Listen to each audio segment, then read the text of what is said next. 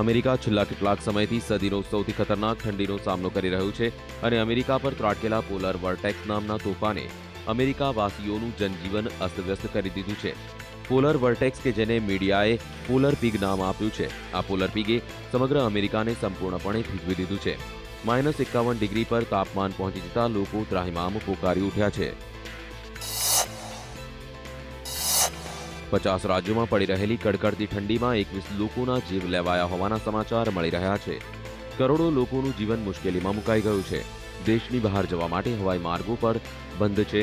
અત્યાર સુધી કુલ 11,000 જેટલી ઉડાનો રદ કરી દેવામાં આવી છે. સરકારી ઓફિસો, સ્કૂલો, કોલેજો, રેલવે સ્ટેશનને ઠંડીના પગલે બંધ રાખવામાં આવ્યા છે. કેટલાક રાજ્યોમાં ઇમરજન્સી જાહેર કરી દેવામાં આવી છે.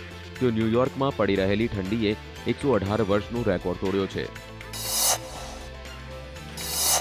હવામાન વિભાગની જાણકારી અનુસાર હજુ આગામી દિવસોમાં પણ ભારે ઠંડો પવન ફૂંકાતા રહેવાની શક્યતા છે. ખરાબ હવામાનની અસરથી અમેરિકાના અર્થતંત્ર પર પણ તેની અસર જોવા મળી રહી છે. અત્યાર સુધી અમેરિકાને 5 અબજનું નુકસાન થયું છે. શિકાગો, હવાઈ, ન્યૂયોર્ક જેવા સ્થાનો સંપૂર્ણપણે ખોરવાઈ ગયા છે. તળાવ હોય કે દરિયાના મોજા, દરેક જગ્યા પર ફેલાયેલ પાણી બરફમાં બદલાઈ ગયું છે. નદીઓમાં બરફ જામી જતા નાની હોડીઓ પણ બરફમાં ફસાઈ ગયેલી જોવા મળી. ઠંડીના પગલે કેટલાક અકસ્માતો પણ સર્જાયા છે. મિનેસોટામાં એક ટ્રક સાથે અકસ્માત સર્જાતા ટ્રક પુલ પરથી 40 ફીટ નીચે પડી ગઈ હતી. આ ઘટના રસ્તા પર લાગેલા સીસીટીવી કેમેરામાં કેદ કરી લેવામાં આવી હતી.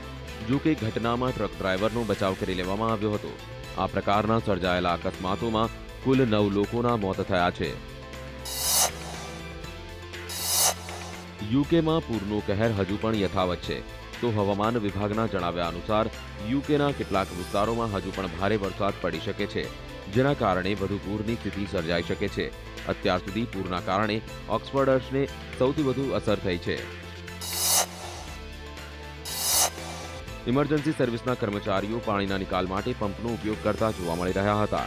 ઇંગ્લેન્ડ, સ્કોટલેન્ડ તથા વેલ્સમાં સૌથી વધુ ફ્લડ એલર્ટ આપવામાં આવ્યા છે. પૂરના કારણે 7 લોકોના મોત થયા છે.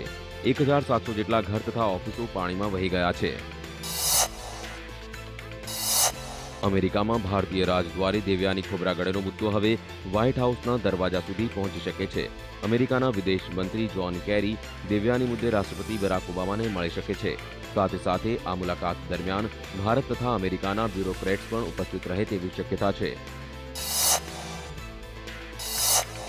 એવું માનવામાં આવી રહ્યું છે કે દેવયાનીનો મુદ્દો હવે એટલો ગંભીર થતો જઈ રહ્યો છે કે તેને શાંત પાડવા માટે મોટા પાયા પર રાજનૈતિક દખલગીરીની જરૂર ઊભી થઈ છે અને તે માટે જ જ્હોન કેરી અને બરાક ઓબામા વચ્ચે મુલાકાત થઈ શકે છે. તો આ જ મુદ્દે અલી અનવરે કંઈક અલગ પ્રતિક્રિયા વ્યક્ત કરી છે.